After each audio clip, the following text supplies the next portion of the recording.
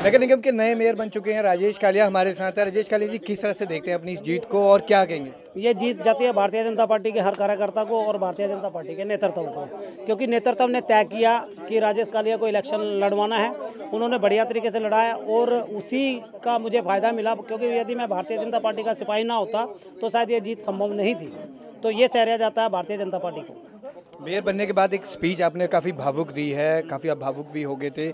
आपने एक स्पीच देते हुए कहा कि जितने दिन से जो विरोध चल रहा था उसको आप किस तरह से देखते हैं? वो एक राजनीतिक षड्यंत्र था, एक राजनीति से प्रेरित बातें थी। जिस तरीके से उन्होंने राजनीतिक षड्यंत्र के तरीके से मेरे को इतना वो लगा कि आप मानोगे नहीं कि जब मैं घर पे जाता दिल करता ही नहीं था। मैं कहता हूँ आदमी के साथ 92 में मेरे साथ 6 केस हुए, 6 के अंदर मैं 6 में बरी हुआ हूँ, उसके बावजूद सजा हाफती। अब एक विशेष किसी समुदाय ने या विशेष उसने एक तरह से यही लगा लिया, वो मैंने देखा किस नज़र से। उसमें अखबार का नाम नहीं बताना चाहता, लेकिन मैं ये जरूर कहना चाहूँगा वो अखबार वर्सेस राजेश कालिया इस तरीके से वो लड़ रहे थे कि शायद वो चुनाव लड़ रहे हो। तो उनसे भी मैं एक कहूँगा कि जरूर कि जिन लोगों ने मेरे खिलाफ लिखा है, मेरा प्रयास रहेगा कि वो चीज़ें मैं सारी उल्ट लिखाऊं। वो कैसे होगा? मैं अच्छे काम करके, जो चंडीगढ़ के लोगों ने या मेरी भारतीय जनता पार्टी ने, मेरी पार्टी ने मेरे ऊपर विश्वास व्यक्त किया, उस विश्वास को मैं बढ़िया तरीके से अपने चंडीगढ़ के वासियों के लिए मैं प्रयास करूंगा कि बढ़िया तरीके से मैं साबित।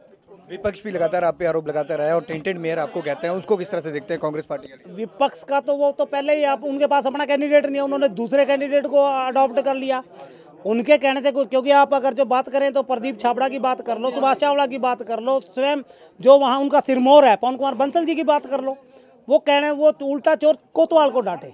मेरे ऊपर इतने इल्जाम नहीं है, यदि मैं उनके गिनाऊंगा तो शायद वो बहुत कम पड़ जाएगा। और प्राथमिकता अब क्या रहेंगी शहर के लिए? प्राथमिकता के आधार पर जहां मेरा बचपन कागज चुगते हुए गुजरा है, सबसे पहले उस डंपिंग ग्राउंड को मैं दुरुस्त करने का प्रयास करूंगा। दूसरा, 29 MJD का पानी जो भाई अरुण सूद के कार्यकाल में स्टार्ट हुआ था, देवेश जी ने भी प्रयास किया, लेकिन उसको लेकर आना। तीसरा, शहर को सेग्रीगेशन से मुक्त करना। चौथा, जो प्रोजेक्ट बचे हुए हैं उनको, अच्छे प्रोजेक्टों को शहर में लेकर आना और शहर के लोगों के लिए सेवा करना।